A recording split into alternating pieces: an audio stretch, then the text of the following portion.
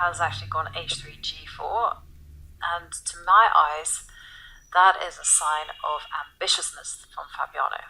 Yeah, provocation. In this situation.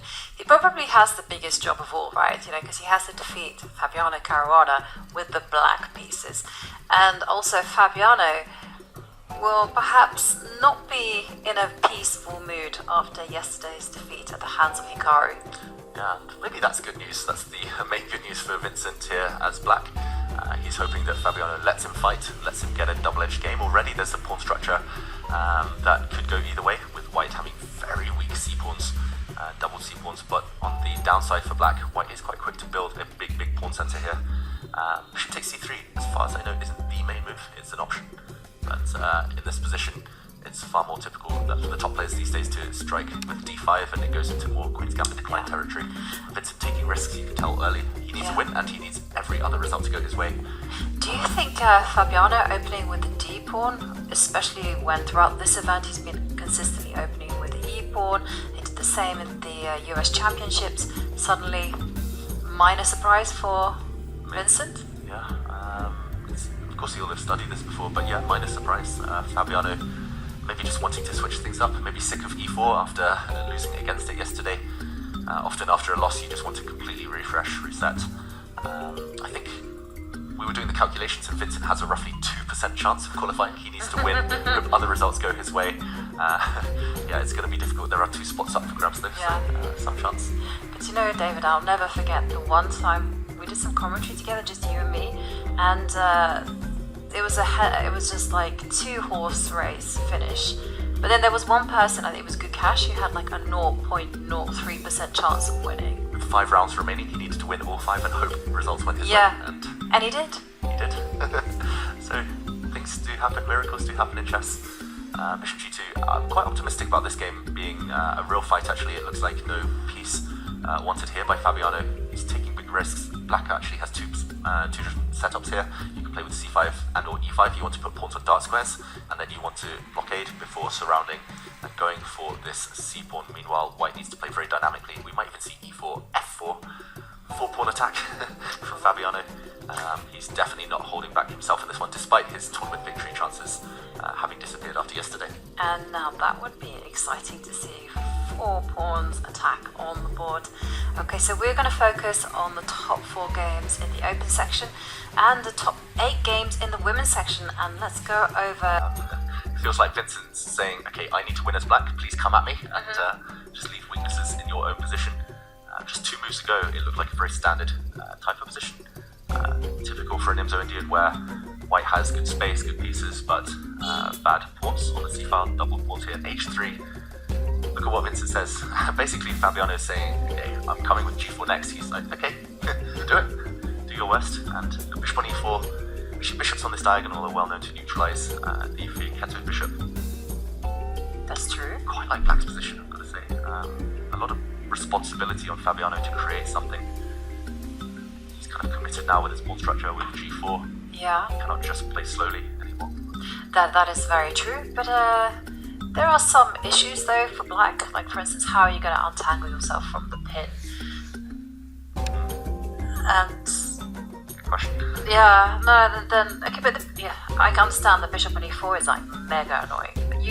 But you can do some weird things. I've seen white go castles, put the rook on e1, and then go e3, and then go bishop f1, and then finally you're out of the bind.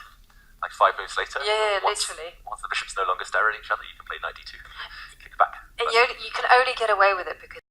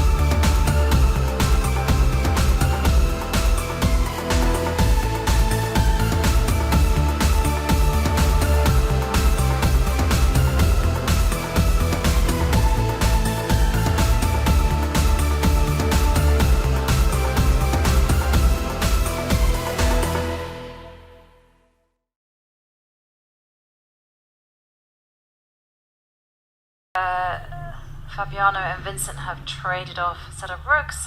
Let's catch up Quite there. a few pawns have left the board. Yeah, this one is 3 versus 2. 3 versus 2 all on the same side with no pass pawns is quite a straightforward draw, quite elementary stuff. Here, at least there is a pass pawn. The question is whether black goes for it immediately. How is white going to stop? King e5 followed by a munch on d5. It's also really bad news for Vincent because Vincent is in a must-win situation if he wants to get into the candidates. I think we can safely say neither of these, well, Fabiano's already there in the candidates, but not through this tournament at least. Neither of these 2 players will be winning the event. Yep. Yeah, draw for Vincent. I mean, it rounds up a really, really strong tournament, but ultimately his tie breaks were just not quite there. Yep. He didn't play quite the same level of opposition as the others. This check's going to be a bit annoying for white. King e5 is coming. Feels like this pawn not long for the world. If you hit the g pawn, I guess this might be the one last try. Well, I will bite and play g5.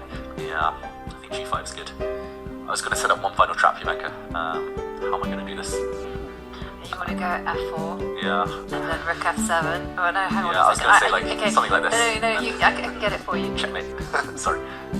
How are you going to do it? Well, you just got to put the rook on e4. Yeah. And then you got your checkmate. Got some checkmates, yeah. I mean, one idea would, for example, be a check, and then another check. Actually, maybe this is quite good for white, because king takes pawn, walk into a skewer, so still some tactics. But, of course, quite, well, they're not hidden. Not subtle at all. So yeah, as you said, rook d7, just try and trade off, sorry, not even g6, g5, and try and trade off as many pawns as possible.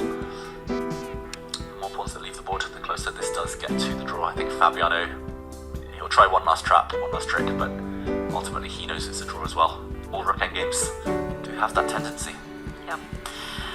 Well, can we revisit board 1, Arjun Erigaisu against Hikaru Nakamura? And then a position such as this one.